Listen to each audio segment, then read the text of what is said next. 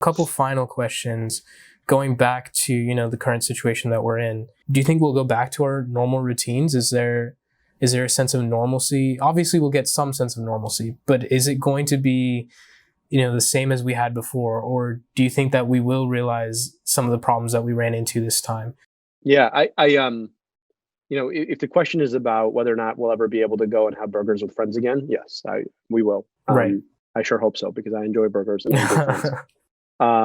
But if the question is about whether or not we go back to like normal status quo, all of us lowering our head to the clear injustices that we see every day, I sure hope not. I really, really hope not, because normal wasn't very normal for a lot of people. The normal that we're talking about was a normal where 10% of people couldn't get healthcare when they needed it. It was a normal where, folks kept losing jobs to gigs, where folks like you took upwards of $1.5 trillion in debt to get an education. Like, it's not normal. So I don't want to call the past normal. I think, will we ever stop socially distancing? Yes. Will we ever go back to normal? I'm going to do everything I can to make sure that normal is not something we go back to. Yeah, absolutely. And what do you say to college students that are going through this time? They had jobs lined up, internships lined up, and now they don't have that. And we're obviously heading towards some sort of economic recession, whether it's a small one or larger than we think. And they're looking for jobs, they're scared, and they're hoping that they're going to find something. What do you say to those college students who did spend, hundreds of thousands of dollars on an education? Yeah. I'm really sorry that the generation above us failed you. It really sucks. And while I wish it wasn't this way, I hope that you find meaning in this moment, because the world is a hard place. It shouldn't be this hard, and we've got to make sure that it's not this hard. My generation graduated into the Great Recession, so I have I went right to grad school. So gratefully, I wasn't hit like that, but I have a sense of what it's like. Not like this, but a sense of what it's like.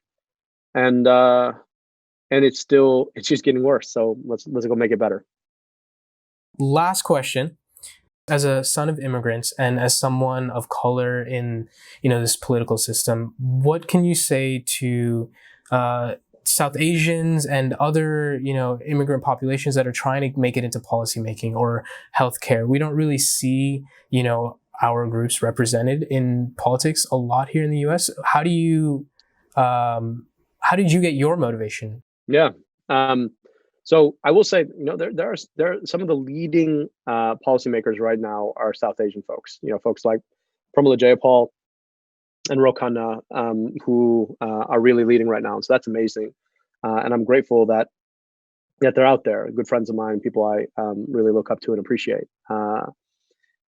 For me, to be honest, a lot of what got me thinking about public service, I wasn't supposed to run for office. That was never part of the plan. But like the way I came to public service was, rather than asking a what about what I wanted to do with my life, I was asking a why.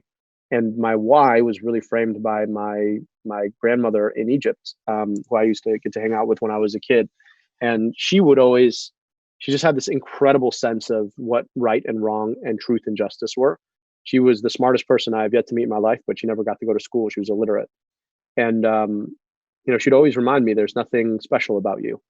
And that's like such a immigrant grandparent thing to say, right? But her point was, when I'd be with all my cousins in Egypt, she'd say, that one's smarter than you, and that one's better looking than you, and that one's taller than you. The thing you have is an opportunity, and the question is what you're going to do with your opportunity. And my why really was founded in that realization that not everybody has the same opportunity, and I want to make my life about providing opportunities for people who don't have them. And so that's what my work has always been framed by. And I think as children of immigrants, particularly if you have access to the place that your parents came from, you really appreciate what an accident of history your life is. So in my book, I write a lot about that, about realizing that my life is fundamentally an accident of history. My cousin, just as smart, capable, far better looking, died in a car accident in 2017. And his family didn't have a working toilet growing up. That's not my life. That's not most of our lives. And that's because of circumstance and opportunity. So you better make good on that opportunity. Thank you again so much, Yep. Abdul, for taking the time. Thanks, guys.